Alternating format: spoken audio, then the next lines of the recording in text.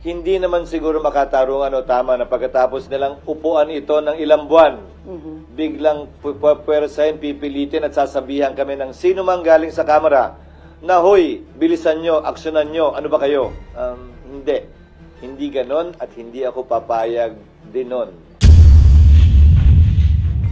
Hindi naman po ibig sabihin nun, kinaumagahan, agad-agad, dali-dali.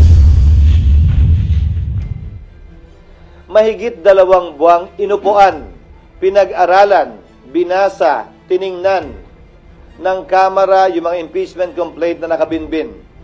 Mahigit 2 buwan, hindi finorward ng Secretary General ang impeachment complaint sa tanggapan ng Speaker para i-refer sa plenary at sa Committee on Justice.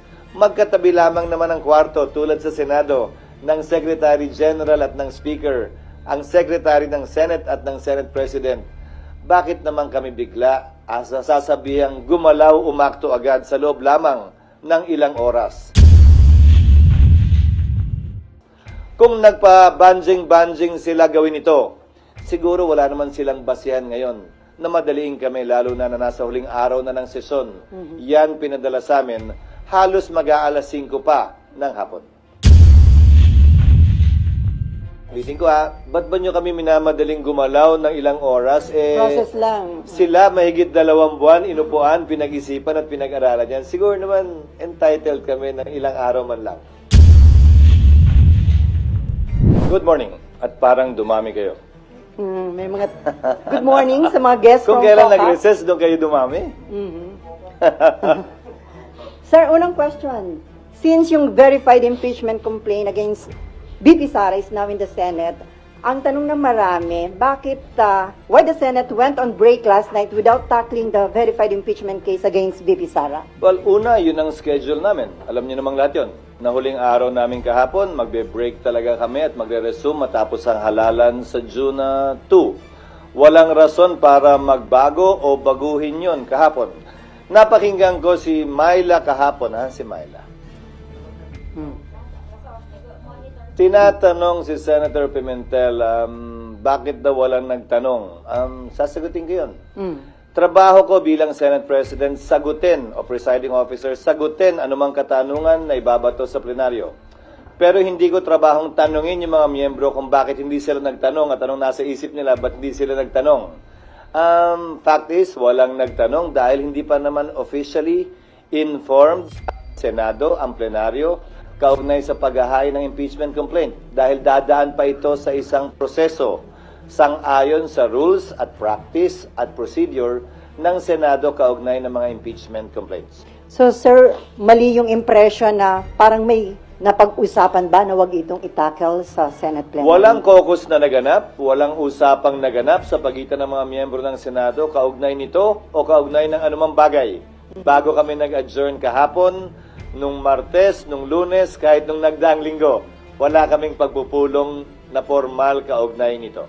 So what will happen now on the articles of impeachment? As Senate President, it's your call, di ba, sir? So what is your plan? Isa-isahin muna natin. Sang-ayon sa rules ng Senado, kapag kami inihaing articles of impeachment or complaint or resolution on impeachment sa Senado, the Senate President, nakalagay sa rules namin, shall take proper order of the subject of impeachment. And ano bang ibig sabihin ng shall take proper order of the subject of impeachment? Hindi nung impeachment complaint, hindi nung impeachment, but the subject of impeachment. Ibig sabihin nun, kailangan isaayos muna ng Senate President ang Senado para sa pag-conduct ng isang pagdinig o trial. Sasagutin ko rin yung isang napakinggan kong abogado na tila eksperto din daw sa mga bagay na ito. Sabi niya, the Senate shall immediately, ayon sa kanya, sabi ng Konstitusyon, proceed with trial. Busin na lang ng konti, pero parang hindi niya nabasa yung saligang batas. Walang sinabing immediately ang saligang batas. Ang sinabi ng saligang batas ay shall forthwith proceed with trial. Ngayon, kung babalik tanawan natin, bago ko sagutin yung tanong, Sally, kukompletuhin ko na para... Okay. Kung babalik tanawan natin, may inihain na impeachment complaint noong 2011 laban kay Ombudsman Mercy Gutierrez. Inihain nyo ng March 23. nag-adjourn ang Senado ng March 26. Walang ginawa ang Senado noon. Nagsimula ang trial May 19. Kulang-kulang isang buwan ang lumipas dahil magre-recess din sila noong mga panahong yon.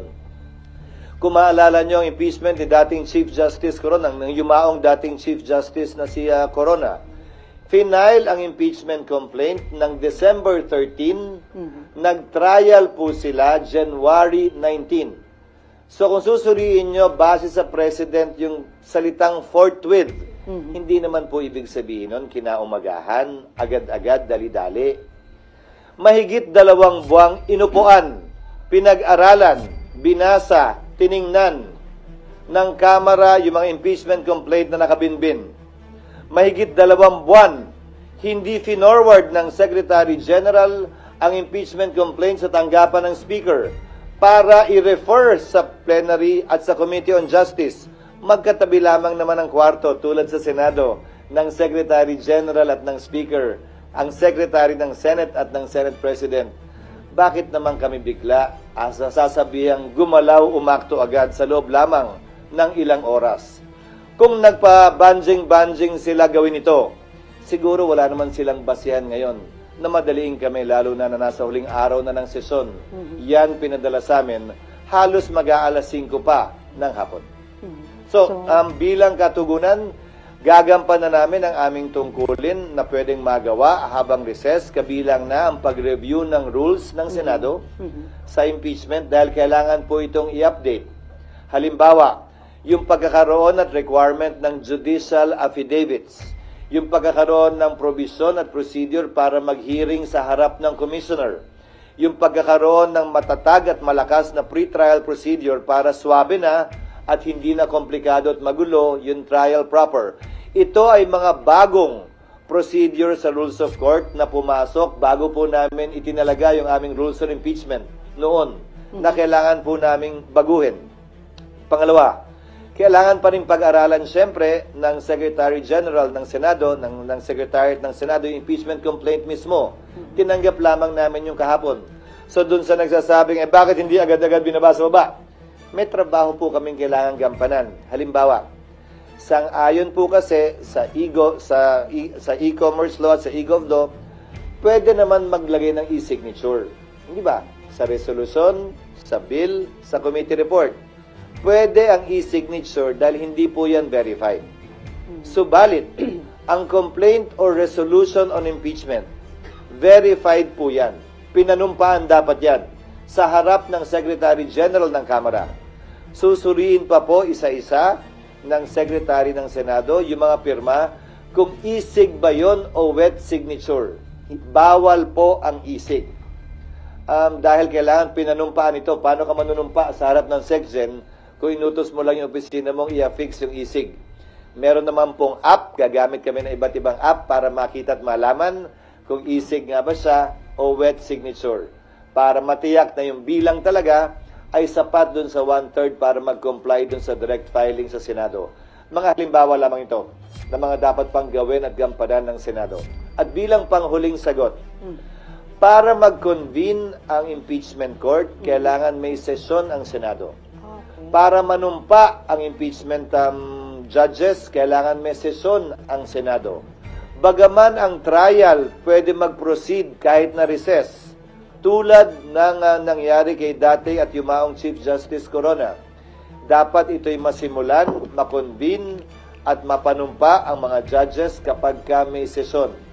So kung may mangyayari mang aksyon o kaganapan kaugnay nito, yan ay mangyayari sa June 2, pag-resume ng Senado, matapos ang eleksyon at pasayan ng mayoriya ng Senado kung aamyendahan ba yung rules, anong ilalagay sa rules, i-authorize ba tulad ng nasa Rules of Court ngayon na suppletorily applicable na pwedeng mag-hearing habang recess dahil may 12 senador pa namang maiiwan natatawid hanggang 2028 pa ang termino, kabilang ako. 12 lamang naman ang matatapos ang termino. Gagawin ba yung parang sa rules of court, I'm only citing examples, na i-authorize yung 12, parang hearing before a commissioner, natanggapin lamang yung ebidensya. Ito'y court of record naman kasi. Ibig sabihin, kahit na wala pa at hindi personal na narinig yung ebidensya, mababasa naman. Ngayon nga may video pa. Okay. Sir, yung Sana natugunan ko yung iyong katanungan. Sir, Bagaman mahaba. Sir, yung normal course of events na hindi kayo pwedeng mag-impeachment trial dahil naka-adjourn yung session. Pero according to Senate Minority Leader Coco Pimentel, may tinatawag siya na extraordinary situation na pwede niyong i-waive yung rules at kung acceptable to everyone, pwede pa rin kayo mag-conduct ng impeachment trial kahit naka-break ang session. Pwede na, gaya ng sinabi ko, ginawa yan nung panahon ng impeachment ni dating Chief Justice Renato Corona. Tumuloy yung impeachment trial bagaman nag-adjourn na ang Kongreso at ang Senado. Nasa rules namin. Hindi na kailangan maging extraordinary pa. Pero ulitin ko, kailangan na simulan at sinimulan ang trial ng may sesyon dahil kailangan mag-convene ang impeachment court ng may sesyon. Walang sariling buhay ang impeachment court, hiwalay sa Senado mismo, sa plenaryo ng Senado. Kinakailangan ng plenaryo ng Senado para masimulan ang impeachment court. So sir, it is better ba kung na-submit ng House of Representatives earlier a few days before ng adjournment para may time kayo na na-actionan sa That plenary? is water under the bridge. It's not for me to decide or pass over the wisdom, absence, or lack of it on the part of the House in filing it a few hours before we adjourn. Mas marapat siguro sila ang matanong kaugnay niyan. Pero ulitin ko, hindi naman siguro makatarungan o tama na pagkatapos nilang upuan ito ng ilang buwan, biglang pwersahin, pipilitin at sasabihan kami ng sino mang galing sa Kamara na, hoy, bilisan nyo, aksyonan nyo, ano ba kayo? Hindi. Hindi ganon at hindi ako papayag din nun. Ang impeachment process para sa akin, hindi mahalaga kung pabor kayo o kontra, hindi mahalaga kung ma-acquit o ma-convict. Ang mahalaga para sa akin, bilang tagapangulo ng Senado, maging maayos ito, sang-ayon sa batas, credible, kapanipaniwala, at magagawad ng hustisya. Pabor man yun sa opinyon ng mas nakararami o konti o hindi. Considering yung mention nyo ng mga possible scenarios, sir, can we say na walang mangyayaring impeachment trial during the break or mahirap? Wala. Legally, it cannot be done. So, Legally, it cannot be done, again, as I said, because the impeachment court was not convened, the impeachment complaint was not referred to plenary for there to be a basis for the impeachment court to be convened by the Senate sitting as a legislative body, hindi muna as an impeachment court. Sir, kahit sinabi ni PBBM na ayaw niya sa impeachment dahil divisive, sinuportahan pa ng isang religious group, pero still, natuloy pa rin na-impeach si BP Sara sa House, na i-transmit dito sa Senate. Indication ba yon na hindi nagpa-impluensya ang House of Representatives? Siguro mas sila yung dapat mong tanongin yan, hindi ako. Basta ang Senado, gagampanan namin ang tungkulin namin ng, tatagalugin ko ng may malamig na neutralidad ng isang hukom na walang kinikilingan. We will perform our duty and function with the cold neutrality of an impartial judge. And without fear nor favor, we will rule over things as we see fit and based on what is right and what the law provides. Since it is a political process, can we expect na lahat po ng mga senador na tatayong impeachment judge ay magiging fair and impartial, considering na iba kaalyado ni VP Sara? It is a political process, pero para sa akin, ito'y masasaksihan ng ating mga kababayan, tutunghayan ng ating mga kababayan. At malaki ang papel na gagampanan ng public opinion naman talaga dito. At yan ang tinatawag na political process siguro. Pero maging ganun pa man, siguro sabay-sabay tayo, impeachment judge man or mga kababayan natin na manonood sa pagdinig. At base sa ating mapapakinggan, makikita, hindi maririnig o hindi makikita, tayo mismo ay gagawa ng sarili nating pasya. At dahil political process nga ito at mga politiko ang tatayong umuupo bilang hukom, sinong politiko ang kilala mo na sumusuwag, ika nga, sa public opinion, lalo na sa panahon ng halalan. So, inimbento talaga itong sistemang ito na nagsulat ng ating saligang batas para ganito naman talaga. hindi para maging sobrang hiwalay, ika nga, sa opinion ng publiko kaugnay sa bagay nito dahil politiko din naman ang hinuhusgahan. From Myla muna, although para nabanggit niyo na, Phone in? kung sir, kung after election, magkukonvene yung impeachment court, tapos limited na yung time ninyo, carry over yun kung bago na yung composition ng mga senador at kongresista sa 20th Congress? Iyon ang aking paniniwala. Bakit? Ang Amerika kung saan natin kinopya yung ating sistema ng demokrasya at Republican government, yung kanilang Senado, sa pagkakaalam ko, 1/3 lamang ang hinahalal at any one time. May naiiwang 2/3 pa rin. Kaya pwede mong sabihing continuing body talaga yung Senado. Ang Senado ng Pilipinas, 12. So, walang majority, walang quorum ang maiiwan. Subalit, ilang bagay ang nais kong sabihin kaugnay nito. Tingnan nyo na lamang ang mga collegial courts dahil ito'y hindi function ng legislature. Hindi ito typical na bill sa aking pananaw na pagtapos ng Kongreso, i-file mo uli. Pag hindi na-aprobahan, kailangan aprubahan uli ng magkabilang kamara. Kahit na-aprobahan sa kamara, dito hindi, simula uli sa simula. Halos lahat naman siguro sang-ayon. Ito ay impeachment court. Hiwalay sa function ng lehislatura. Pero syempre, kikilalanin ang pagtatapos ng termino ng mga miyembro nito. So ano ang pwede nating ihalin tulad dito? Ang mga collegial courts. Ano-ano ang collegial courts? Sandigan Bayan, Court of Appeals, Supreme Court. Isama mo na yung Constitutional Commission, kabilang na ang Civil Service, ang COMELEC. Tanong, kapag kami nakabinbin bang kaso sa mga ito at nagpalit sa tagal ng kaso sa mga korteng yan, ang mga mahistrado ng Korte Suprema, mahistrado ng Court of Appeals ng Sandigan Bayan, dahil ito ay mga courts of record naman, dinidismiss ba yung kaso o nagpapatuloy lamang? Hindi ba ang sagot ay nagpapatuloy lamang ito? Patuloy lamang yung mga kaso maski nagpapalit ang bumubuo ng collegial court na yon, tulad lamang ng impeachment court. Lalo na court of record din ang impeachment court, kung saan magpalit man, mag-absent man, hindi man mapakinggan ng personal ng impeachment judge, pwede pa rin siya gumawad ng desisyon base sa record na tinanggap ng ebidensya ng impeachment court. Sir, may patanong lang si Nympha. Paano kung magpatawag... Asan ba sila? Nasa press officer. Paano daw kung magpatawag ng special session si PBBM? Pwede nyo na actionan yung impeachment? Oo, pwedeng mangyari yon, pero ang pagpapatawag ng special session sa aking pagkakaalam ay hindi para mag-convene ng impeachment court. Sa aking pagkakaalam, ang pagtatawag ng special session ay para sa mahalagang bagay at panukalang batas na kailangan ipasa ayon sa ating saligang batas. Hindi ito isa o saklaw marahil ng provision yon, kaugnay ng special session. Pero haharapin namin yon pag nandiyan na. Siyempre, pag nagpatawag ng special session, sang-ayon man kami o hindi, siyempre, alam namang hindi kami mag-attend.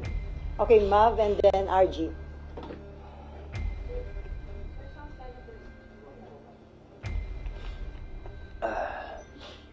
Sir, meron pong mga re-electionist senators na nag-raise na ng concerns na hindi nga raw sila makakampanya kapag araw po nagkaroon ng hearing during the break. Was that part of the consideration? No. Again, we did not talk about that. Nobody discussed that with me, that particular concern. Again, because no caucus was held about it for the simple reason that I don't want to presume that things will happen before it happens. Mukha naman kami masyadong excited, di ba, na, ayun na, bukas, nandiyan na, liga, meeting tayo. No, we did not do that. We had a lot of work to do trying to rush pieces of legislation that I'm sure you don't want to ask about anymore and will not talk about given the impeachment na mahahalaga din naman na makabuluhan at may malaking impact sa ating ekonomiya at bansa. Okay, RG. At ikaw, follow up lang dun sa kay Senator Bato. So, may Si basis... Senator Bato ba? Some senators lang ang sabi ni Ma'am. Pero isa si Senator Bato na parang concern niya, parang talo sila o lugi kasi hindi sila makakapag-ikot habang ibang senatorial candidates makakapag-ikot. Actually, again, may basis yung concern. not necessarily. Tandaan mo, maraming kongresista ang sumikat sa impeachment at naging senador. Maraming mga senador na nag-re-elect din base sa impeachment. So, depende. Dahil nakatutok ang lahat ng buong sambayanan doon, ayaw mo nun, di ka na mag-iikot. Kung yun talaga yung pakay mo, So, depende. Sagot ko ron, depende. Pero ulitin ko, hindi namin napag-usapan yun. But it can make or break re-elections. Well, definitely. Pero it's a platform, it's an opportunity. Saan ka makakakita ng live na teleserye tungkol sa tunay na buhay ng tao na hindi susubaybayan? Nasa sayo na lang kung yung karakter mo ba'y kontrabida ron o bida. At wala pang bayad, free. Isa pa yun, walang bayad. RG. Hala. Okay. Okay, sir. Ang dami kasing pumirma dun sa impeachment complaint, about 215. Do you think that is reflective of the support for the leadership of the House? Hindi ko maintindihan kung saan nanggaling yung press release na yon ng Speaker.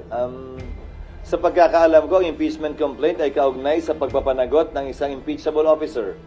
At walang kinalaman sa pagsuporta sa liderato ng Kamara. Ihahalin tulad ko na lang siguro dito.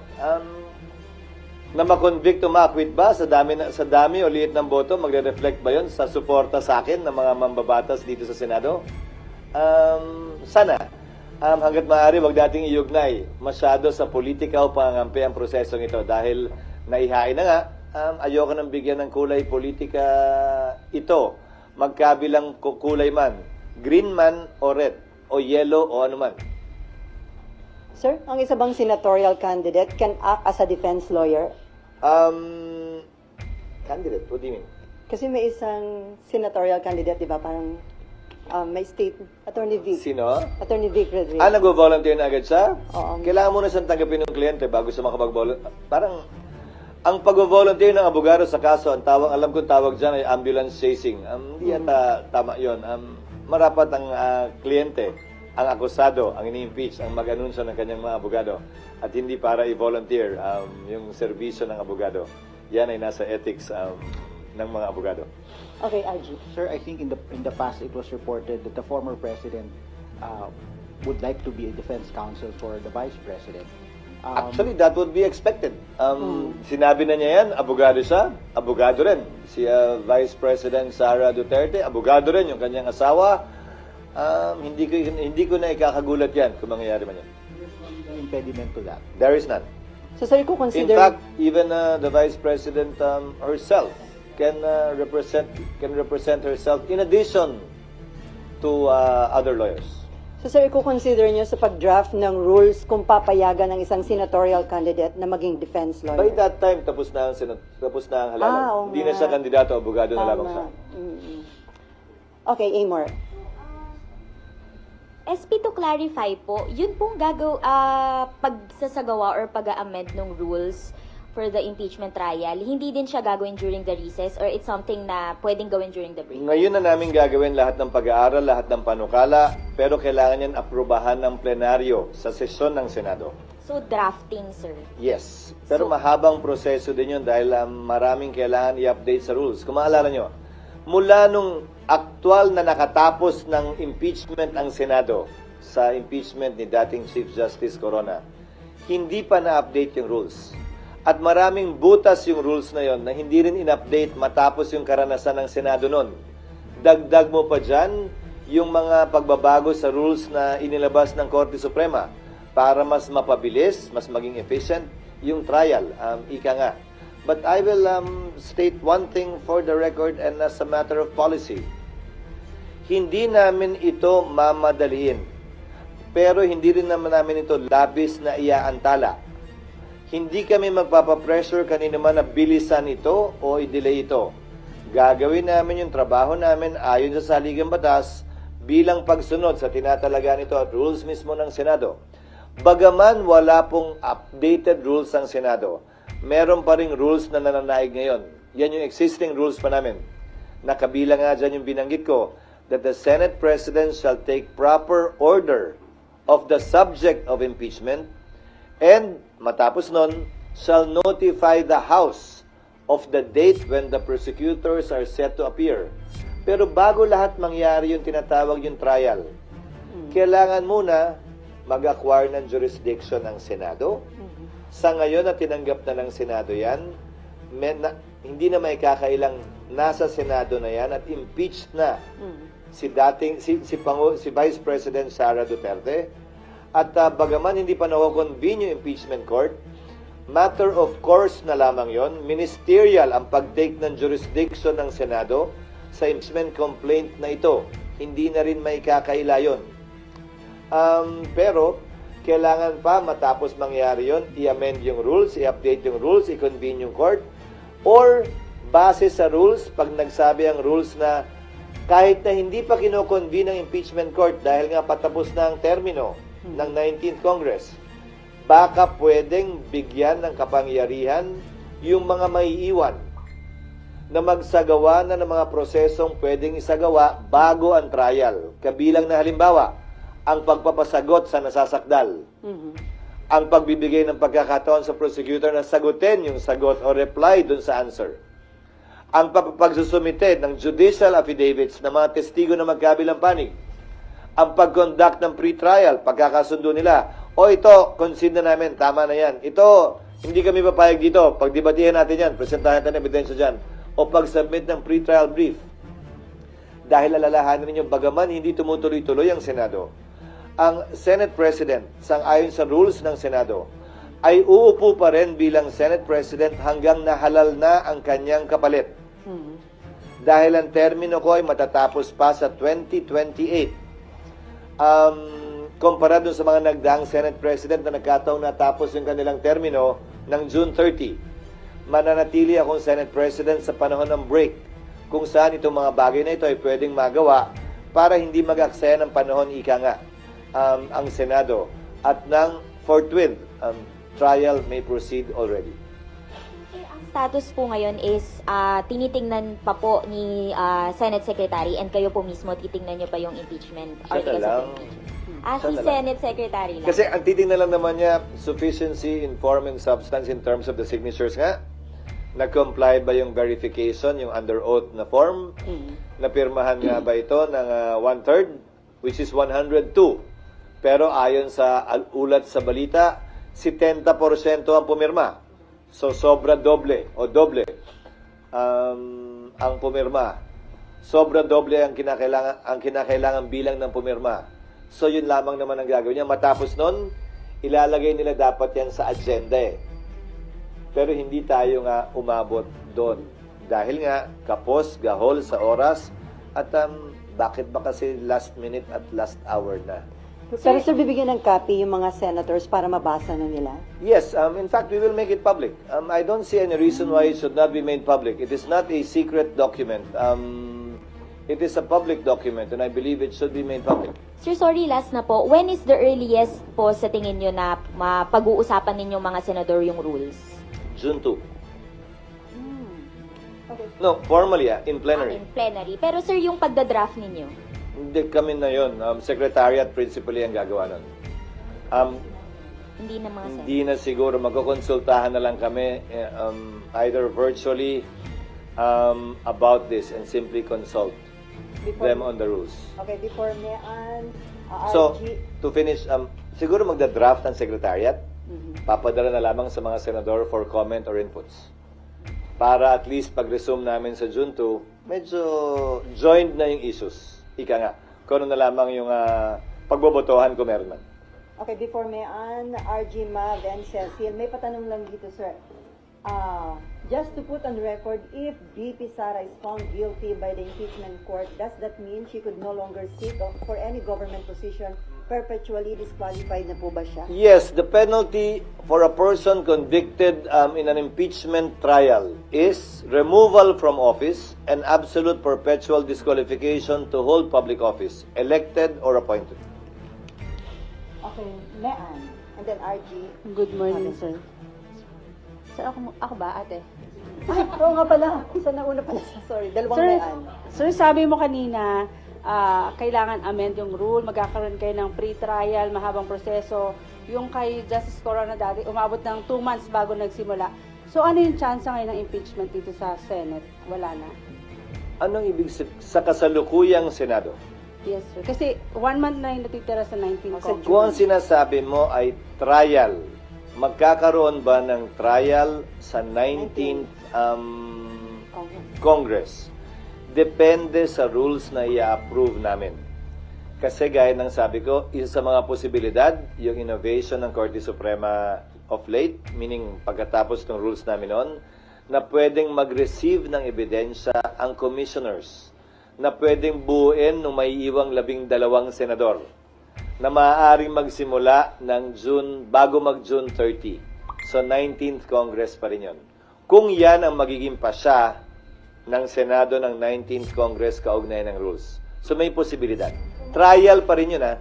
Bagaman presentasyon ng ebidensya sa commissioner ang technical na salita, trial pa rin yun. Lalampas ng 20th Congress o aabot ng 20th? Aabot ng 20th Congress, oo. Okay, okay. Halos tiyak na yon. Aabot ng 20th Congress at ang magpapasya na rito ay ang 20th Congress at hindi ang 19th Congress. Sir, Malalaman pa lamang natin yan matapos ang halalan. sir, may patanong uli. Si ERAP na pardon, pwede bang ma-pardon din si Sara at eventually run again? Yes, Erap was not impeached. Erap was convicted and then was pardoned. Yes. Dun Not yung by the pardon. impeachment court. Okay. Dahil hindi naman natapos yung impeachment ni dating Pangulong Estrada dahil sa EDSA 2. Okay, Mean. Sir, to be clear lang, Hindi pa ba clear? hindi pa clear. Sir, kasi yung natanong na kanina pero para lang mas malinaw. Yung kay Senator Coco na sinasabi niyang special circumstance na pwede pa rin magkasundo kayo 100%, mag-convene kayo ng impeachment court during the break. Hindi na yun mangyayari. Only when, as I said, the impeachment court was convened. When we, the legislature, the Senate as a legislature, took note or took cognizance of the case, were all sworn into office and convened the impeachment court. Hindi naman nangyari lahat yun eh. During session. Hindi kami pwede paano namin i-refer yung impeachment sa Rules Committee para i-report out ng plenary para may basihan na magsumpa kami bilang impeachment court at i-convene yung impeachment court. Paano namin gagawin lahat yun ng walang sesyon? So parang dapat sana kahit paano na-report out man lang kagabi sa session. Tapos after nun, kahit hindi kayo nakabuo ng impeachment court, pwede during the break bumuo? Hindi pa rin. Kailangan kasi yung pagsumpa namin at pag-convene ng impeachment court is in session. Ulitin ko ba't ba nyo kami minamadaling gumalaw ng ilang oras? Process lang. Sila mahigit 2 buwan, inupuan, pinag-isipan at pinag-aralan yan. Siguro naman entitled kami ng ilang araw man lang. Okay, RG, and then si Mav, and then Excuse me, sorry. Cecil. Sir, of course, there are those na may mga nagre-react na doon sa sinabi nyo kanina that it cannot be done during the break and that sa June 2 na ang earliest action. What is your message to them? Magbibingi-bingi ang School of Acting ako dun sa mga pabor sa impeachment complaint at laban kay Vice President Duterte. Magbibingi-bingihan din ako dun sa tutol sa impeachment at ayaw kay Vice President Sara Duterte. Hindi namin trabahong pakinggan sila. Trabaho namin gampanan yung aming tungkulin. Sa abot na aming mga kaya, base sa itinatalaga ng batas at hindi base sa gusto ng magkabilang panig na klaro ay partisano, pabor man o kontra sa impeachment, pabor man o kontra kay Vice President Sara Duterte. Wala kaming pakialam sa mga yan. So just to be clear, until the Senate renders a decision on the merits of the case, she remains Vice President. Definitely yes. That is what the law states. Pero sir, right now, Unless, just for the sake of argument, because this was in part of our history. March 23, and I hope I will not be misquoted for this. March 23, final ang impeachment complaint laban kay Mercy Gutierrez. March 26, kinonvene ng Senate ang impeachment court, tapos nag-adjourn agad. In-announce na May 9 ang impeachment case i-hear. April 29, nag-resign si Ombudsman Gutierrez. So that is the only instance na hindi matutuloy yung impeachment. Dahil ang parusa lamang sa impeachment ay pagkakatanggal sa pwesto and perpetual disqualification. May posibilidad sana na tinuloy ng Senado yon. dahil yung resignation ay pagkakatanggal lamang sa pwesto. Pwede pa sana nilang ituloy yun para dun sa absolute perpetual disqualification. Pero minabuti ng Senado noong panahon yun na wag nang ituloy at i-dismiss na yung kaso. Pero sir, right now, walang nang pressure o kumakausap sa'yo from both sides para yung isa, bilisan, aksyonan, o yung iba naman para upuan itong Well, impeachment. maraming bumabanat sa media magkabilang panig na gustong madalhin o gustong Wag-aksyonan. i-dismiss ito. Pero walang epekto naman. At tulad ng sabi ko, hindi ko papakinggan yung mga boses na yan. Ang papakinggan at susundin lamang namin ay yung tinatalaga ng batas, ng aming rules, at kung ano ang tingin naming tama, parehas, patas, at magbibigay ng mas mataas na kredibilidad sa proseso ng impeachment. Ano man ang kalabasan o maging resulta nito. Among your colleagues, sir, wala din ganong pressure, magkakaibang sentiments. Hindi kami nagkausap. Siguro itong mga susunod na araw pa lang kami magkakausap-usap pag nakita-kita sa kampanya. Pero ulitin ko, walang nangyaring meeting, pagpupulong o caucus na napag-usapan ito para yung mga sentimentong binabanggit nyo ay masabi o mailahad na aking mga kasamahan dito sa Senado. Okay, ma'am. Cecil and then Robert. Sir, pwede pa explain lang po na magkaiba yung session days sa trial days. Iba yung legislative calendar. Iba. Nung nagdaan, ang ginawa nila ay, kung naalala ko, tama, hapon ba? Yung sa corona? Opo. Sa umaga yung regular Hapon, session. tapos sa umaga yung regular session. Pwede rin naman naming gawin uli yun. Or baliktad, umaga yung hearing, may takdang panahon, at yung session ng wala. Para mas mahaba yung talagang trabaho namin ng legislasyon. Kesa may cap yung trabaho namin sa legislasyon, we can switch it up. Pwede naman namin pagbaliktad rin yun. Yes, ma'am. Sir, kapag po nag-convene ng impeachment court, you have the power to compel VP Sara to appear here. She cannot say no. Kapag ka kinakailangan, oo. Pero kapag hindi kinakailangan, the accused, the subject of impeachment, the respondent, the defendant in an impeachment case, can waive his or her appearance. Kinakailangan lamang naman, ayon sa rules of court, na mag-appear ang isang defendant o akusado, una kapag ka-arraignment, para sabihin niya, inaako ba niya o sinasabing hindi niya inaako yung mga paratang laban sa kanya, o pangalawa, pag kailangan siyang i-identify ng isang testigo. Maliban sa dalawang pagkakataong yon, merong ika nga waiver of appearance na tinatawag sa ilalim ng rules of court that has supplementary application sa impeachment court.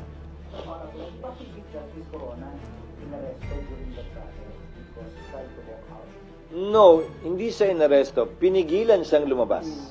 Nandito na ako nun. Pinigilan siyang lumabas dahil sa kalagitnaan ng kanyang testimonya, tumayo siya, bumaba, at sinubukang lisanin yung korte. Isa pa pala yun, kailangan namin gumawa uli ng ganon. Sira na yun. So may limit ba yung ipipresent? Naalala mo yun, RG? Sira na yun. Oo, yung Maghahanap pa. Kaya nga, wala na. Kinain na ng ana yun. Pero sir, may limit ba yung pwedeng i-present na witness ng prosecution and defense panel o wala? Wala, pero yan ay pagkakasunduan sa pre-trial. Naulitin ko, pwedeng magawa bago magsimula ang 20th Congress para nga hindi kami pabanjing-banjing at nag-aaksaya lamang ng panahon. Ulitin ko, hindi namin ito mamadaliin. Pero hindi rin namin labis na ipagpapaliban ito ng walang dahilan o rason. Okay, Cecil.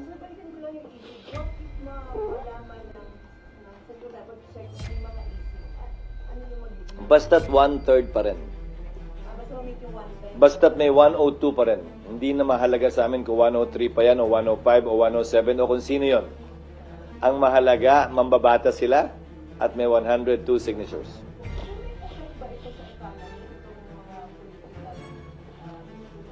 Ano mang ingay ng politika, palaging may posibleng epekto sa ekonomiya. Pero ang pangontra dyan ay kapanipaniwala at stable na proseso at procedure. Tulad ng sinusubukan kong gawin ngayon at i-establish ngayon.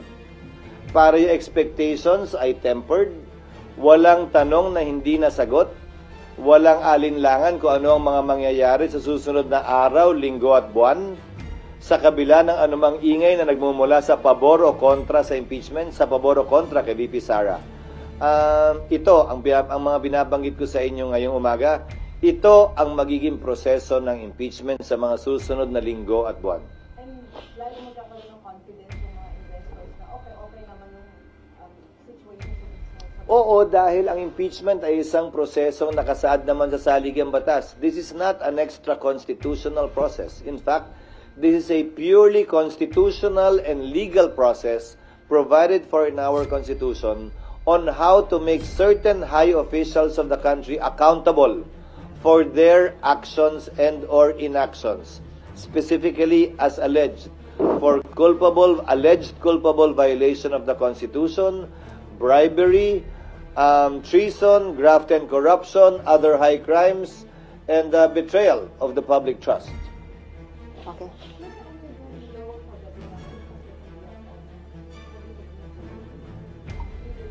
Hindi. Piso isa naman na yan. Again, I will reiterate what I said earlier. It is a rumor until it happens. Pang-counter daw yun ng mga Duterte, sir, dun sa impeachment. Again, it is a rumor until it happens. Bakit? Pag nagpalit, ano mangyayari? Baka kung ano nila, Anong iba nga mangyayari daw? Sabi nung chismis. na hindi matuloy. Anyway, Robert, and then Mean, Amor, and Raymond. Sir, balikan ko lang po yung discussion nyo kanina regarding dun sa special session. Sabi nyo po pwede ang special session provided na ipinatawag ng Pangulo dun sa mga mahalagang panukalang batas. Granted po na may special session, halimbawa magkakasama na rin kayo.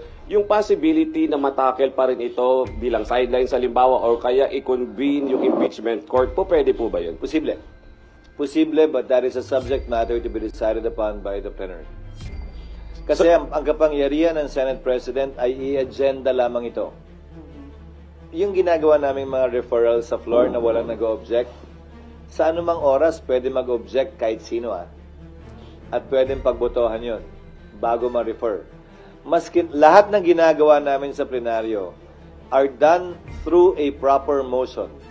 At kung mapapansin niyo, parang gas-gas na lang sa tenga siguro, masyado na kayo at tayong lahat sanay. Palagi nagtatanong ang presiding officer, is there any objection? There being no objection, is approved. So, pag may nag-object, pagbobotohan. Pero lahat ng naganap o nagaganap sa plenaryo, pinahintulutan ng mga miyembro. Last na lang po. Sir, ano po ang mangyayari halimbawa po yung uupong hukom na senador, may kamag-anak po na kongresista na pumirma doon sa impeachment halimbawa ng Vice President. Ano pong mangyayari sa kanila? Ang pag-inhibit ng huwes sa rules of court man o sa rules on impeachment ay voluntary sa parte niya. Walang proseso para persahang ipa-inhibit sa pamamagitan ng botohan ang sino mang hukom sa anumang paglilitis. So, kung meron mang ganyang pagkakataon, desisyon niya. Pero babalik ta rin ko.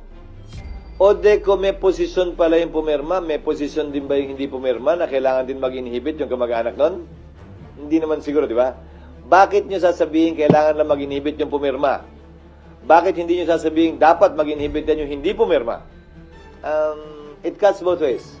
But for me, it's a purely voluntary act, whether an impeachment judge will inhibit himself or herself. Sir, follow-up doon. Pwede daw bang ma-disqualify ang sinumang senador na nag-express ng opposition sa impeachment? Ma-disqualify saan? Sa pag-act as impeachment judge. Kasi may nagsabing,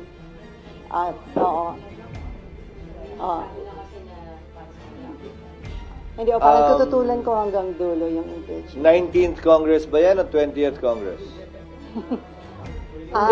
Kasi ang magpapasya, 20th na eh. So, ang tinatanong ko sa inyo, yung senador bang nagsasabi niya na i-acquit ay 19th Congress pa sa 20th Congress? Kung manalo, sir. O de, hindi pa natin alam. So, 19th nga ba o 20th? Kaya yung tanong ko, di ba? Pero sir, kung sakali, na hanggang 20th. Again, I will admonish and keep on reminding the senators who will surely be part of the impeachment court, either in the 19th or 20th Congress, dahil impeachment court pa rin naman ang magpapasa ng ilang preliminary na mga bagay, to kindly, please, refrain from talking one way or the other for or against the impeachment or against or the impeachable officer in relation to this case. Pwede naman nilang purihin si Vice President Sara hanggang langit kung gusto nila nang walang kinalaman at hindi pumapatungkol sa impeachment. Wala namang problema yun. Pero this is a mere reminder and admonition. Wala naman akong kapangyarihang pigilan o busalan ng kahit na sinong miyembro na nais magsalita kaugnay nito. Mayan, Amor, and then RG. Ay, Raymond pa pala, sorry. Actually, mainit dito. Mainit siya. Hindi niya ka-jacket-jacket. Kaya lang malulunod ako sa... Sir, good morning. So ito kasi walang jurisprudence, walang president na yung tumanggap na composition ng Senado sa impeachment complaint ay itatransfer doon sa incoming Congress. So ano yung parang legal or constitutional basis natin na pwede nga na ma-push through doon sa incoming new composition of Congress? Tama ka na unang beses lamang mangyayari ito sa Pilipinas. Sa Amerika, hindi. Pero sinabi ko rin na may pagkakaiba. May pagkakataon sa Amerika na tumawid na yung impeachment sa panibagong kongreso. Pero ang pagkakaiba nga, 2/3 kasi ng senador doon ay naiiwan pa. Dito, 1/2. Pero, tatawid ang pagiging Senate President kung hindi pa tapos ang kanyang termino tulad ko hanggang 20th Congress. So, gaya ng sabi ko kanina, may basehan tulad ng ibang collegial courts. Ulitin ko, yung mga nakabinbin bang kaso sa Korte Suprema, pag may nag-retire na justice, 1, 2, 3, 4, 5, dismissed yun at kailangan mo mag-file uli.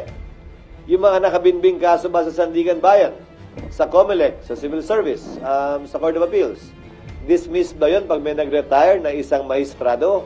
Ang sagot din ay hindi. At yun siguro ang pinakamalapit na analogy, comparison na pwede natin gamitin sa impeachment court, na collegial court din.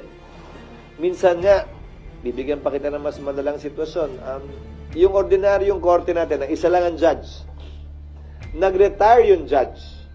Ibig sabihin ba nun, lahat ng pending na kaso sa korte niya, dismissed? At kailangan i-file uli dahil nagpalit ng judge? Court of record ang ating mga korte tulad ng impeachment court. Siguro ang basihan ay hindi na tumutuloy-tuloy yung Senado or semi-continuing body ang Senado. Ang basihan ay court of record ang impeachment court. At dapat lamang na magpatuloy yon hanggang matapos yung kaso. At hindi dito dapat kinikilala yung pagpapalit nung nakaupong mahistrado tulad nga ng sa ordinaryong kaso. Kung yun nga criminal case, ang kapalit at ang parusa pagkamatay o kung may death penalty o habang buhay ng pagkakakulong. Tuloy-tuloy. Ano pa kaya ito na administratibo lamang? Ibig sabihin, wala itong kulong, wala itong parusang kamatayan. Pagkakatanggal lamang sa pwesto at pagbabawal na humawak na anumang pwesto sa gobyerno. Okay, Mayan, Amor, and then RG. Sir, sabi niyo ipapatawag lang si VP Sara pag kinakailangan. Pero what if gusto niyang magsalita, sir? Walang Pwede. karapatan po niyon. That is part of the rights of an accused under the Bill of Rights to confront his or to confront the witnesses against her. Karapatan po niyan. Mag-attend araw-araw, kada hearing, magsalita bilang abogado. Dahil pwede siyang tumayong abogado para sa sarili niya o tumayo pa nga bilang testigo. Umupo bilang testigo. Pwede po yun. Nasa sa kanya. Pero hindi siya pwedeng piliting tumestigo sa kaso because it will violate, on the other hand, the right against self-incrimination. Kumbaga, hindi siya pwedeng patawag ng prosecution at pwersahang paupuin doon para tanungin kung ayaw niya. That cannot be done. Sir, yung nangyari kay CJ Corona noon, pwede rin po ba o gagawin nyo ng rules to na magsi-statement lang ayaw niya ng Q&A? Hindi pwede. Dahil sang-ayon sa rules of court that is suppletorily applicable to impeachment to the impeachment trial, may karapatan mag-cross-examine ang kabilang panig sa sino man testigo ipepresenta ng kabilang panig.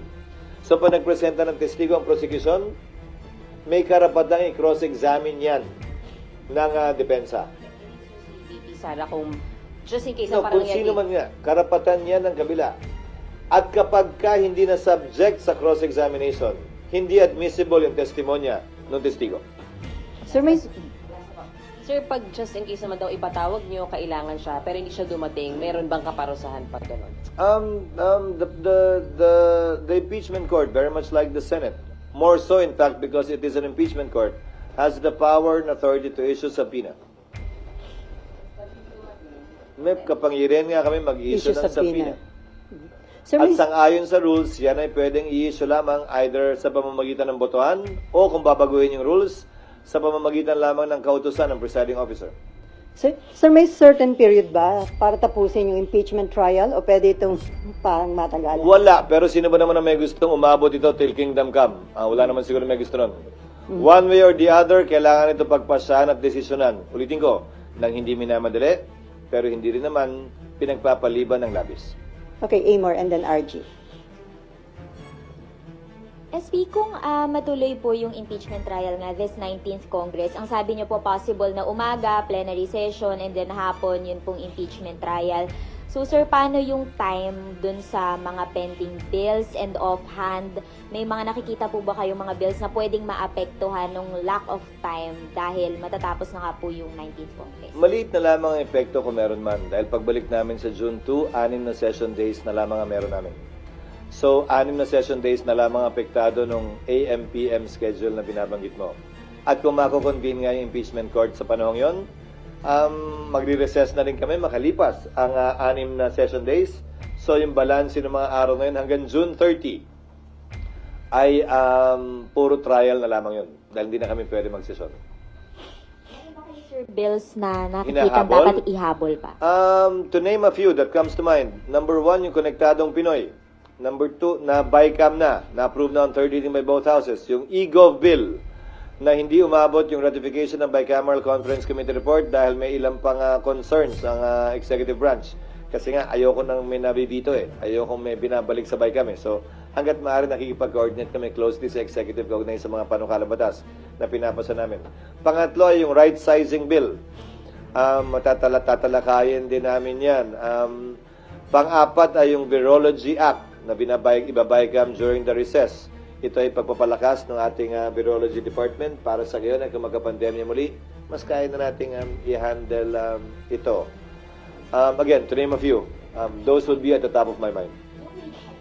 Yung yung mga binanggit ko, lahat nasa LEDAC. Yung wage hike, hindi ko alam kung magiging prioridad yan ng Kamara o hindi. Pero kung maalala nyo, ulitin ko, nagpasa kami ng wage hike, mahigit 1 taon na lumilipas, 100 pesos. Pinasaya ng Kamara recently lang. Pero ang ginawa ko ay inappointan ko ng bicameral conferees lahat ng mga bill na pending. Para sa gayon ay, kung sakasakali, mapag-usapan yan. Maliban na lang kung sinabi ng Kamara na hindi sila interesado dyan. Okay, RG. Ay, okay ka na, Amor? Thank you, ma'am. Sir, kasi kanina sabi niyo you will review the signature. So, No, the secretary the will. secretariat will review Wag the naman signature. na ako yun. The secretariat. Ayoko. Oo nga, 200 yun. But sir, May app pa. We will be using several apps to be able to detect and check. Minsan by the naked eye kita na kung e-sig o wet signature. okay, sir. After kung halimbawa mangyari nga talaga that the earliest action of the Senate will be after or by June. June 2. June 2. Maraming pwede mangyari within that time. The complexion of Congress might change because of the elections. Since napag-usapan na naman natin yung hypothetical kanina, So, hypothetical tayo ulit. is it also possible na the next Congress, the House, can withdraw the complaint? Yes. Tulad lamang na anumang complaint na inihain sa korte, pwedeng bawian. Halimbawa, criminal case man o civil case. Gitna ito o administrative case. Pwedeng i-withdraw ng nagrereklamo ang kaso sa anumang panahon. Sa kaso ng Kongreso, it has to be withdrawn by more than 2/3 para hindi umabot dun sa 1/3 requirement. Ngayon, kung tatanungin mo, paano yan? Nagkaroon na ng jurisdiction yung Senado Pwede pa bang bawiin yun pagdating ng panahong yun ng panibagong Kongreso? Isang bagay yan na pagpapasyahan ng impeachment court pagdating ng panahon by a majority vote if they disagree with the ruling of the presiding officer. But your question was, I take it, pwede bang gawin yan ng Kongreso? Yes, they can do that. Pero kung may epekto ba yun na actual na i-withdraw, pagdedesisyonan ng impeachment court yan, ayokong pangunahan. So possible, sir, na kahit i-withdraw, kung mag-decide yung Senate na ituloy, Once pending na sa korte, lahat ng gagawin ay desisyonan ng korte at Korte. hindi pwedeng pagpasya ng isang panig lamang. Okay, before Mab, sir, may nagpapatanong, although na-explain nyo na ito before, paano daw kung ma-impeach or ma-convict dito sa Senate si BP Sara, paano daw yung pag-appoint ng papalit sa kanya? Sang-ayon pa rin sa saligang batas tulad ng nangyari matapos ang EDSA 2 nung pumalit si dating Vice President Arroyo kay Pangulong Estrada. So yung Vice President naging presidente, naging bakante yung Vice Presidency. Nag-appoint si Pangulong Arroyo mula sa Kongreso, Kamara at Senado. Ang requirement ng edad, ang lahat ng requirement para maging senador at kongresista at vice-presidente-presidente ay pareho, maliban sa edad. Ang kongresista 25, ang senador 35. Ang requirement para sa vice president and president 40. So pwedeng pumili si Pangulong Marcos ng kongresista o senador na ang edad ay 40 years old and above. Matapos niyang pumili bilang kanyang nominado, pagbobotohan niyan by a majority vote ng magkabilang kamara, House at Senate. Voting separately. Simple majority, voting separately. You are highly qualified. I don't think there's a senator below 40. So, sir, qualified ka nga. No, hindi ako. But lahat ng senador ay qualified at yung mga mambabatas na 40 and above ay qualified. Yun yung pool ng qualified na mga taong pwedeng i-nominate. Kung i-nominate ka, sir, open ka na maging vice-president. Ayokong pag-usapan yan because it's unfair. We will be sitting as an impeachment court. Pero sa totoo lang, mamaya sabihin ko sa iyo kung bakit kung bakit ko ayaw.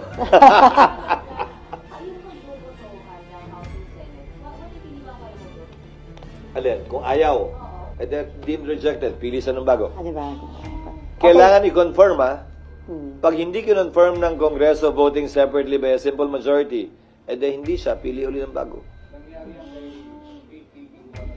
Pero kinonfirm ng hindi ni-reject. Oo, in-appoint siya and then A simple majority confirmed the nominee of then President Gloria Macapagal-Arroyo. Okay, Mark. Okay, hi, SP. I understand, you clarify na kanina na maaaring 20th Congress na po yung the eventual ending. No? But working under the scenario na under the 19th Congress, we have 23 senators. So 2/3 of 24 seats po ba yung vote to convict or 2/3 of the 23 current? Yeah. Still of 24 because always favorable to the accused. So there's already one favorable vote in the 19th Congress sa impeachable officer because that officer cannot vote in favor of the impeachment to comprise 2/3. 16 pa rin.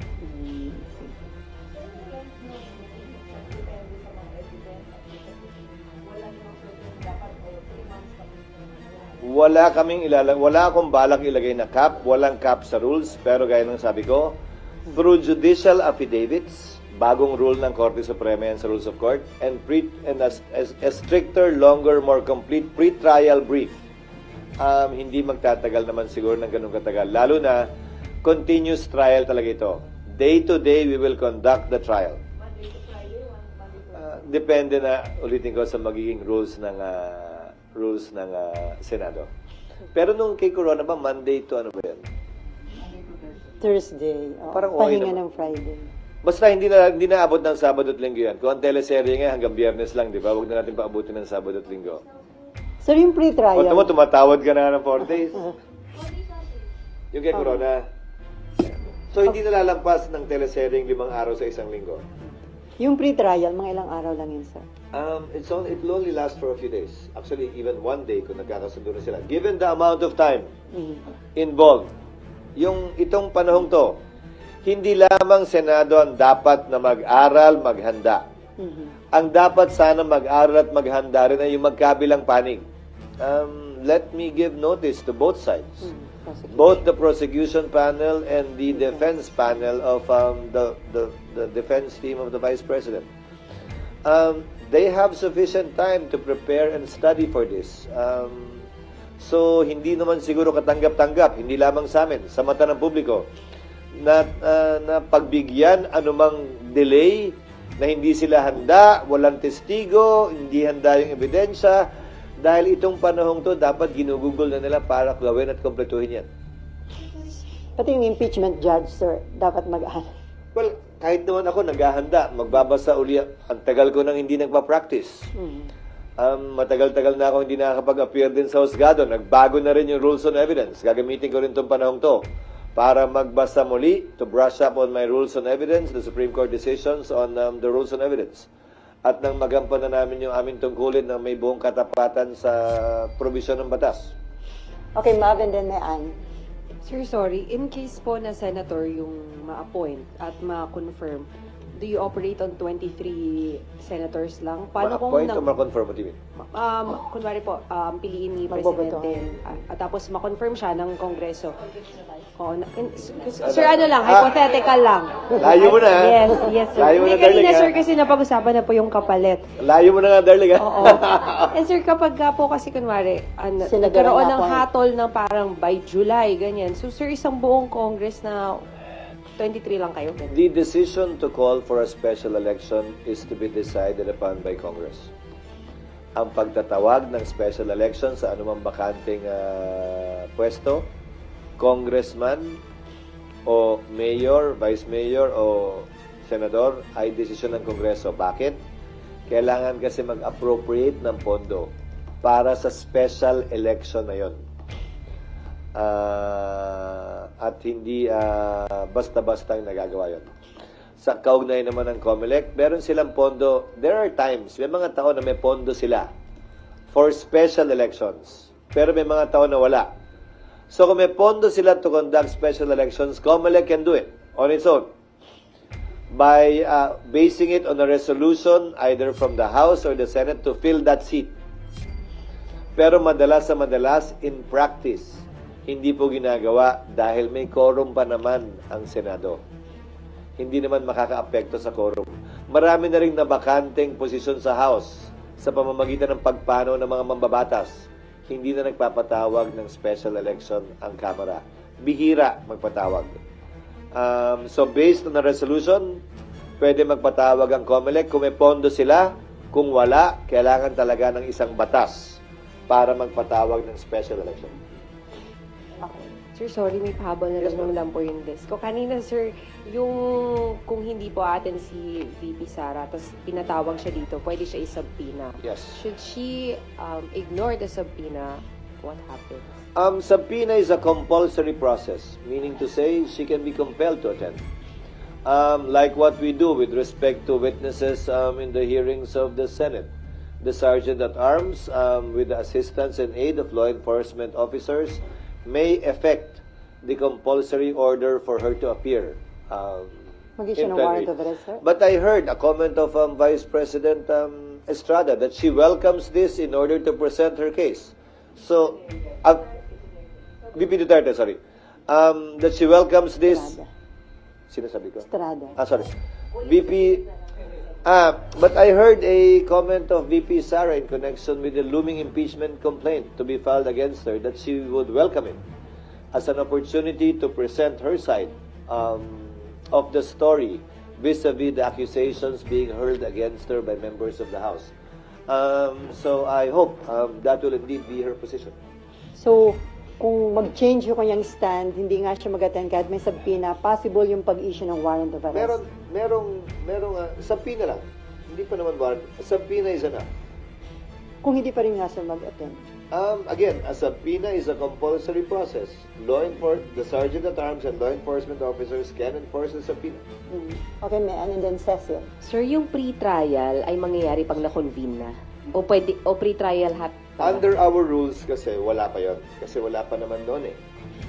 So, pag sa amendment namin ng rules, nilagay na yon, pwedeng pagpasahan ng 19th Congress na payagan na yon sa ilalim ng 19th Congress. Dahil nga, yung presiding officer, sangayon sa aming rules, ay may kapangyarihan to take proper order of the subject matter of impeachment. I mean, it should happen, yung pre-trial, pag na-convene. So, June 2 onwards pa rin. Hindi kailangan nga ma-convene eh. Kasi, ang magulo pa siya eh. Kung isipin mo, convene, susumpa, tapos susumpa uli. Sir, basic to. Ano po bang laman ng pre-trial? Nakalagay doon yung mga ebidensya nila, yung bilang ng testigo nila, at nakapaloob doon yung judicial affidavits nila. Kumbaga, halos wala ng direct examination.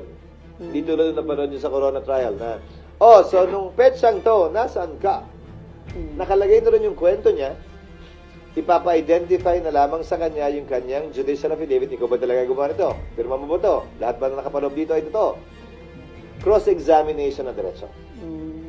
So, It will abbreviate the proceedings. Mas mabilis ang proceeding. Ngayon, may nakasaad din sa rules of court na yung mga testigo at ebidensya na hindi mo binanggit dyan, hindi mo na pwedeng ipresenta pa. Maliban na lang kung nadiscover mo lamang nitong makalipas ang ilang araw o ilang oras na wala pa, hindi mo pa alam nung ginawa mo yung pre-trial. So, may mga ganon. So, in a way, nalilimitahan niya yung pagpapatagal na maaaring gawin ng magkabilang panig. Basically, the pre-trial is just a submission of yung nga mga affidavit. Yes. Which could happen before the convening. Yes. Okay. That's what I'm saying. If the rules will authorize the presiding officer to issue those, kabilang na yung pagpapasagot kay VP Sara, kabilang na yung pagsasabit ng reply ng mga prosecutors.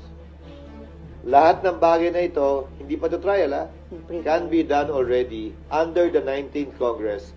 Lalampas ng konti sa 20th Congress, pero yung trial mismo talaga, magsisimula ng 20th Congress. Except again, kung sa rules ay sabihin na pwedeng mag-receive ng evidence through commissioners. Yung 12 may iiwang kasi ginagawa na rin ng korte yan ngayon eh. Pwedeng tumanggap na ebidensya ay may iiwang 12. Trial na rin yun in a way. Dahil tumatanggap ka na ng ebidensya through commissioners, quote-unquote eh. Not the whole court. If that will be decided upon by the majority. Sure, safe pa rin sabihin that the impeachment trial mag-uumpisa ng 19th, itutuloy ng 20th, Yes. hahatulan ng 20th. Yes. Tama, okay. Yung paghahatol, pagpapasya, 20th na. Okay, sir, isa na lang sa akin. Sir, paano po yung mga hindi lawyers na mga magiging senator judge? Dapat bang mag-aral sila? May mas extra effort ba sa kanila dapat? Oo, dahil yung abogado nga mag-aaral eh. Ako nga mag-aaral eh. So lahat kami dapat mag-aaral. Pero kung susuriin nyo, ilan ba ang abogado din naman ngayon sa 19th Congress? Ako, Senator Pia, Senator Alan, Senator Tol, Senator Coco. There are 5. So, sir, itong impeachment, indication na gaano ka-importante ng mga lawyer ang lawmakers. Hindi naman kailangan abogado kasi nga hindi naman kailangan maging abogado kasi naman kahit nga abogado mag-aaral pa eh. Baka mamaya mas malalim pa yung pag-aaral nila kaysa sa abogado na akala niya alam niya na lahat, di ba? So, hindi naman nangangahulugan. Yes, to start, especially those who will remain until the 20th Congress because they're not up for re-election. Siyempre, yung mga tumatakbo pa lang, asikasuhin na muna nila yung kampanya nila, okay lang yan. Okay, RG, and then Cecil, and then Jojo. Sir, as a politician, how will you describe yung political context habang nakabitin tong issue ng impeachment for the next few months? I mean, can you imagine having a campaign with this and then sabi nyo aabot ng 20th? Can you imagine having a SONA, the budget hearings with this looming, hanging over everybody else's heads? This is a legal constitutional process. Hindi natin dapat to ikatakot o ikabahala. May election man, wala mang election, may SONA man, wala mang SONA. Ito'y constitutional process na tinalaga ng ating saligang batas para mapayapang maresolbahan anumang hindi natin pagkakaunawaan o para magawa yung gusto nating magawa. or mahadlangan yung ayaw nating makita mangyari. We should not be afraid of this. If this will be an election issue, then so be it. Hindi ba maganda yun? At least may valid election issue na pwede mo talagang tanungin sa mga kandidato. Na pwede pagbasihan ng ating mga botante kung iboboto nga ba nila o hindi. Ang partikular na kongresista o senador. At least yung dalawang pwestong yun man lang. At least it will be in a way issue-based. At hindi nakabase lamang sa personalidad. So we can look at it positively too, in a way, given that there is an issue we are facing in time of during election and campaign season. So magiging election issue nga ito, sir. Kasi after election pa yung start. I think it will be. And given what I said, that it's the 20th Congress that will actually decide on this, both the prosecution side and the impeachment judge side. Sino magbe-benefit kung maging election issue ito, sir? The public? Definitely the public. Sino ba naman ang tatalikod, tatagi at may ayaw sa isang issue-based election kumpara sa isang personality-based election?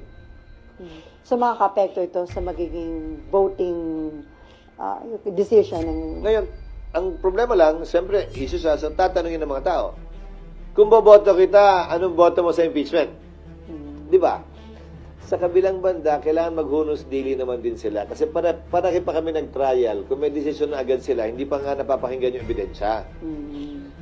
So, siguro panawagan ko na rin to dun sa mga tumatakbong senador bilang isa sa 12 maiiwan, hindi bilang tagapangulo ng Senado. Bilang isa sa 12 maiiwan na maghunos dili din naman sila. Ang pinakamaganda siguro pwedeng masabi ay tatayuan nila kung anong tama, nararapat, na ayon sa hustisya, batas at ebidensya. Kung saan man siya ituro nun. Sapat na sigurong kasagutan yun. Kesa, pag ako nanalo, acquit talaga yan. Pag ako nanalo, convict talaga yan.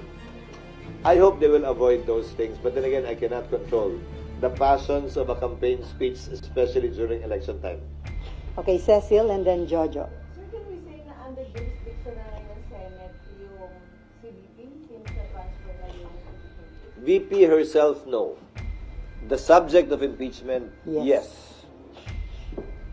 And second, yung physical preparation. Because the only time a court acquires jurisdiction over the person of a respondent, accused, or defendant is when she files her answer or in a criminal case when she is arraigned.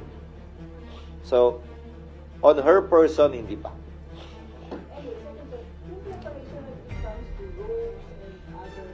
At least may mahabang panahon kami, 3 buwan para magpasukat.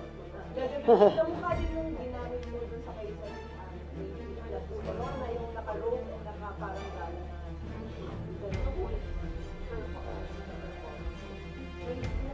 Okay lang naman yung robe, wag lang yung isama yung wig. So talagang robe, sir. Yan ang isusuot nyo. Hindi, pag-uusapan pa rin yan. Ayokong pangunahan.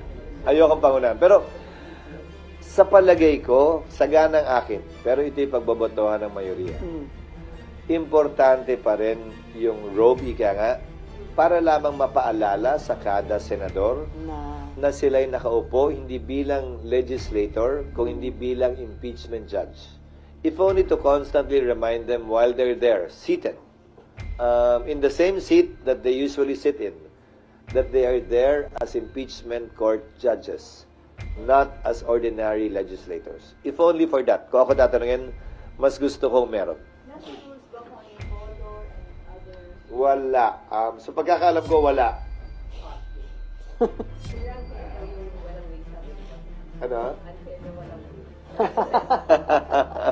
Okay, Jojo. Sa ibang jurisdiction o bansa kasi may ganon yung mga maestrado eh. Okay, Jojo. Yes.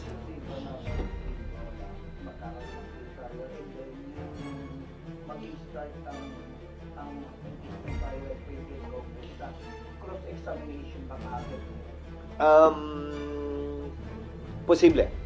Ayokong sabihing safe gawin dahil pagpapasyahan pa lamang yan ng mga miyembro ng Senado pagbalik namin ng June 2. Pero yung mga option na to, ipepresenta at ilalahad namin sa mga miyembro para makonsidera at mapagbotohan pagdating ng June 2. Ulitin ko, hindi namin to ginagawa para madalian.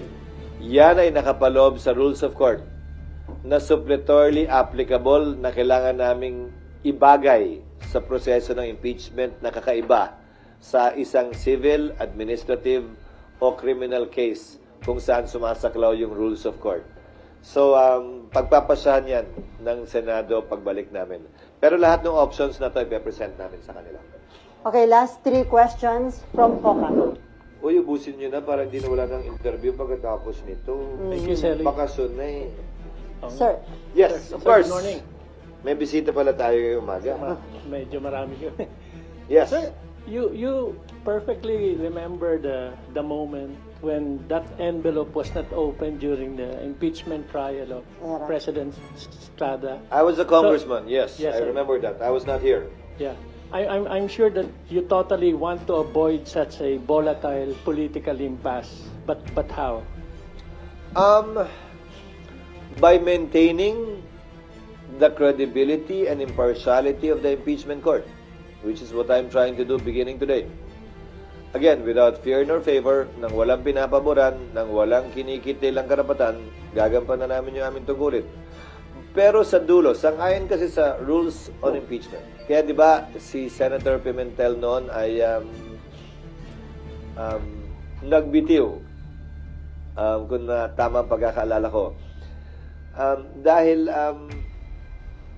under the Constitution, ang uupo bilang presiding officer talaga kapag ini-impeach ang presidente ay Chief Justice. Hindi naman talaga, wala namang co-presiding eh. Wala rin namang majority leader ang impeachment court eh. Ginawa lamang nila noon yun eh. Kung talagang korte yan, Chief Justice ang presiding officer sa presidente pag in-impeach. It's the Senate President that presides in relation to other impeachable officers, Vice President down. At ang proseso ay, anumang order initially will be decided upon by the presiding officer. If a member disagrees, he can stand up, question it, or object to it, pagbobotohan ng plenaryo.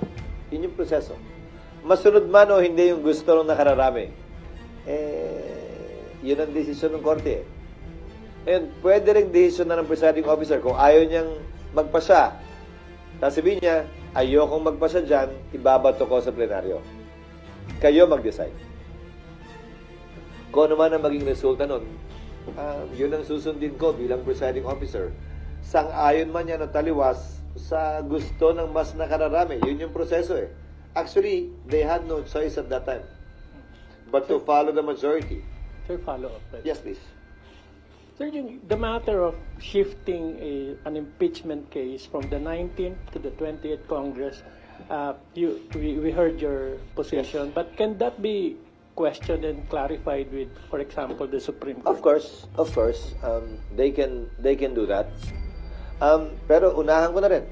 Kung gagawin man nila yan, maliban na lamang kung may temporary restraining order na i-issue ang Korte Suprema kaugnay nito sa transition na ito, magpapatuloy ang trabaho namin, 19th o 20th Congressman yan, at hindi pwedeng gamiting rason dahilan o palusot yan ninuman, prosecution man o respondent na may nakabingbing kaso, basta't walang temporary restraining order. Yun lamang ang pipigil sa Kongreso na magpatuloy sa proseso ng impeachment. Okay, Pero karapatan po nila yun. Okay, last two Pero questions. sagutin ko rin siguro, pero para sa akin, so may 1-year ban, gagawin uli, lalong tatagal, lalo tayong maghaharap sa iba't iba. Hindi ba gusto na magkabilang panig? Kabilang na impeachment judges, ha? Hindi ba natin gustong lahat na matapos ito? One way or the other. And I think it's in everybody's interest. Teka, last 2 question na lang tayo. Hindi, okay lang. Sige. Okay lang, basta wala ng interview pagkatapos ito. Para Okay. makasal na. Okay, go ahead. SP, good morning. Michael Flores po sa Reuters. Makinig Tabi. Siring man. Sir, you mentioned that as Senate President, you have the power to set the agenda for during plenary. And it was asked earlier that and you mentioned that it's possible na you can convene as an impeachment court should the president authorize a special session over another matter. So, as Senate President, will you include that in the agenda should the president decide to hold a special session? If the Secretariat is ready, yes, it will be included in the agenda, but it's not my sole decision. It will be voted upon by plenary. You're not usually with us on a daily basis, except for today, perhaps because of the impeachment complaint. Everything we do, although it's not being objected to, it seems like it's an order being issued by me. Everything we do is subject to the vote of the majority. So kung wala nag-object, ibig sabihin, bumoto silang lahat pabor doon. If someone objects, then we have to put it to a vote. But these things are decided upon by plenary, not by the presiding officer alone. Sir, may patanong, yung bang verdict ng impeachment court can still be appealed sa Korte Suprema? As far as I know, no. Final na yun, sir. It has been tried, I think. I forget the ruling. For having committed grave abuse of discretion or something, but I think the Supreme Court dismissed it. Again, if my recollection serves me right. But I'm not sure. Okay, from Bloomberg. Yes, ma'am. Yeah, thank you. Senator, I have a non-impeachment related question. About one of the laws we passed? Yes, I think so. Yeah. Finally. It's a bill that you authored, I believe, about that bill on mining. Exactly, prohibiting the. What's the status of that, sir? And has it reached the BICAM? I think we passed it on third reading, but the period is 10 years, not 5. Ba't nakalagay dun? 5 ba o 10? Alam ko 10. 5. 5 ba? Yung effectivity after 5 years pa. 5 ba? 5 ba nakalagay? Hindi ba in-amend na 10? Pakicheck na lang. 5 years nakalagay. Sa bill o sa in-approve namin? Oo. Pakicheck. Yung effectivity ng ban, parang 5 years after. 5 o 10? Hindi ko na maalala eh. Ano bang... Pero nakita namin, PR. Kaya 5 din nakita namin, sir. Pero, sir... But the reason for that mining ban is this. Again, why reinvent the wheel if it has been reinvented? We're looking at Indonesia. Ginawa ng Indonesia, nag-impose ng mining ban within a certain period. Now they have several processing plants. 4, I believe. The Philippines is one of the richest mineral-rich country in the world. We are 3rd or 4th mineral-rich country in the world. So mineral-wise, the Philippines is actually a rich country pretending to be poor. The problem is, which is why I filed a resolution to investigate it during the recess, yung mga exploration permit at MPSA na ini-issue, ang daming hindi ginagamit at tumatakbo. Ewan ko sa DNR kung bakit hindi nila nire-revoke. Non-use is a valid ground for revocation. Hinahawakan lang to ng kung sino-sinong nung nakapwesto ay kinuha lahat para lamang ibenta, wala naman silang puhunan para talaga i-explore. Again, we're a mineral-rich country pretending to be poor. If this is done, I believe this will be a game changer for our country. If we will have processing finally here in our country. For those who are concerned na 5 years is too short, then convince us and ask for 7, 8, 10. But don't tell me we don't need this. Don't tell me you don't want this for your country. Don't tell me you don't want this for the Filipino. Bili mo yung iron ore, yung copper, yung nickel dito minimina, tapos dadalhin sa China, sa ibang bansa, ipoprocess, tapos bibili natin ng mas mahal dahil yung value added ginawa doon, igaling dito yun. Diba? Maawa na tayo sa bansa natin. Sa dami ng batas na pinasa natin para sa mga negosyante, pasa naman tayo ng isa kahit pa paano. The entire fiscal mining bill favors mining companies to make it easier for them, more attractive for them. Ito naman yung sukle. Makapagbigay ng trabaho sa Pilipino, value added at buwis dito, kesa galing na lamang sa ibang bansa palagi, yung finished product o value added product. Okay, follow up. Yeah, so 5 years, Senator. So the BICAM will likely be held in June na po, no? During the break, I'm hoping it will be done during the break. During the break. Para pag-resume namin, ma-ratify namin. And the Nakalimutan ko pala yun sa mga bill na binanggit ko. Oo nga. And the Ikaw pa mine- naman nag-sponsor.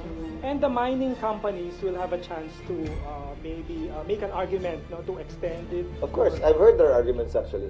Okay. I've talked to most of them already because they sent position papers already. But again, I will also appeal, if they want to appeal this, I want to appeal to them too. Don't talk to me about removing that provision. Touring naman yun eh. Talk to me about hindi kaya ng 5, pwede ba 7? Hindi kaya ng 7, pwede ba 8? 10. But don't tell me we don't need this. Don't tell me that we should not do this. Because that is clearly wrong and un-Filipino.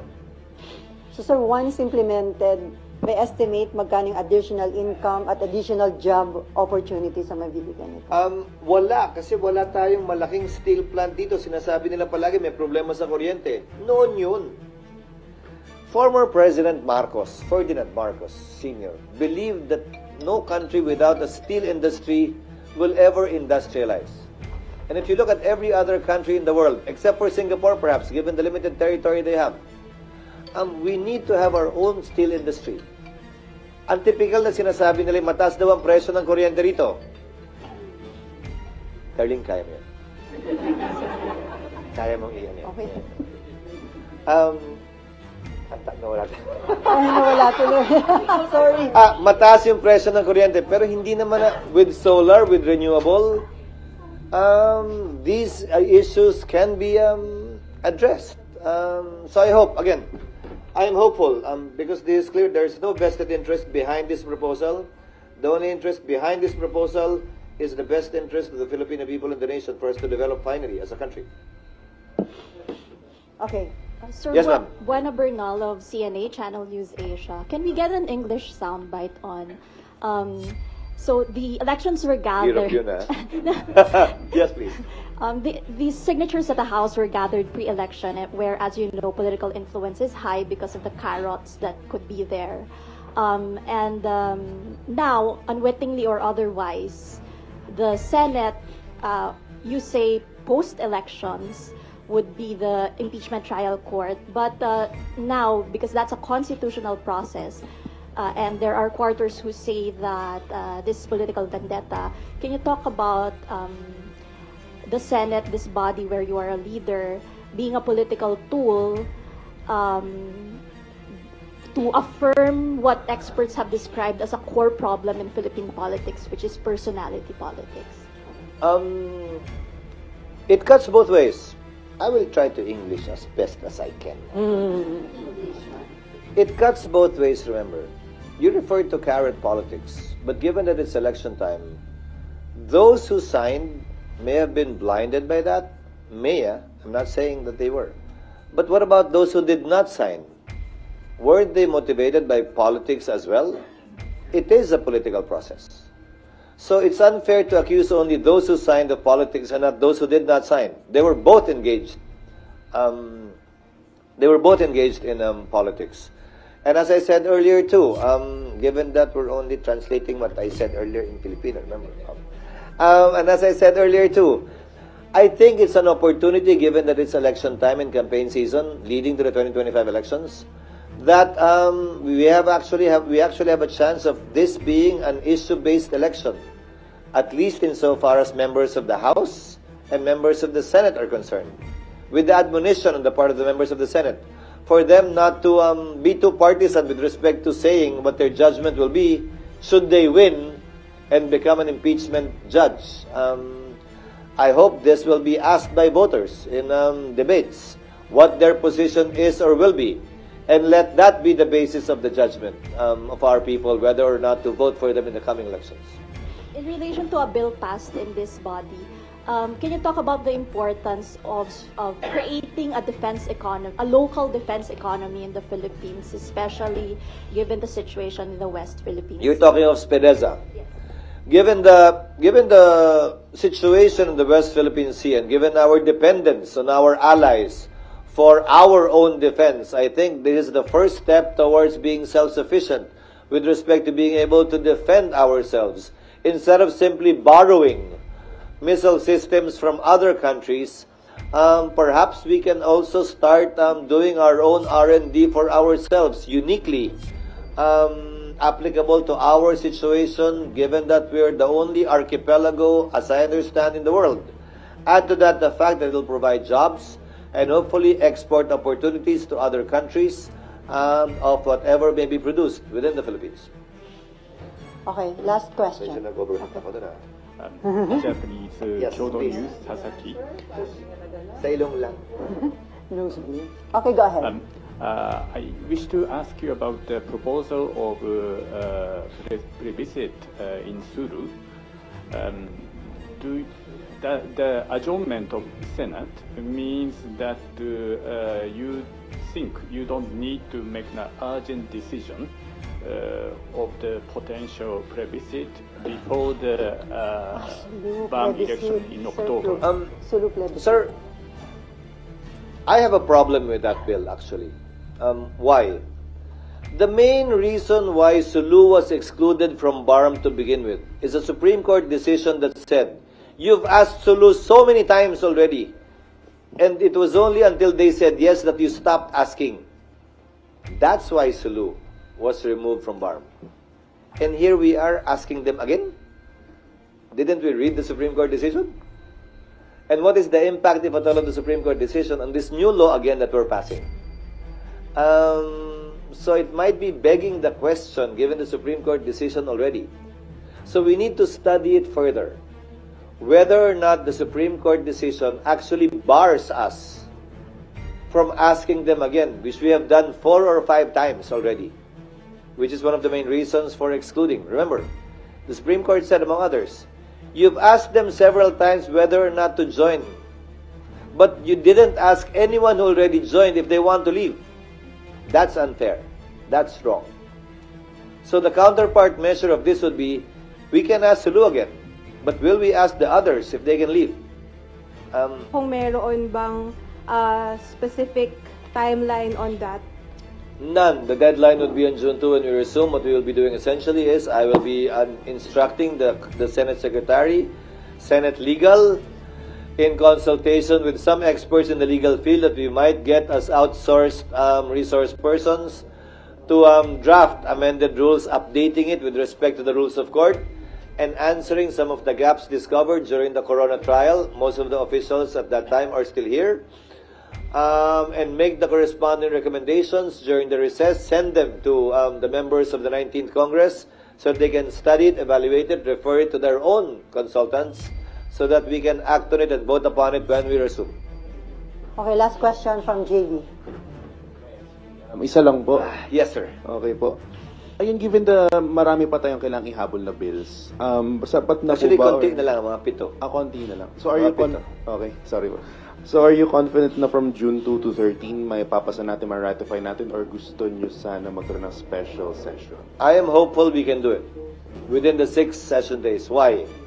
Even if it has not yet been approved on second reading. No.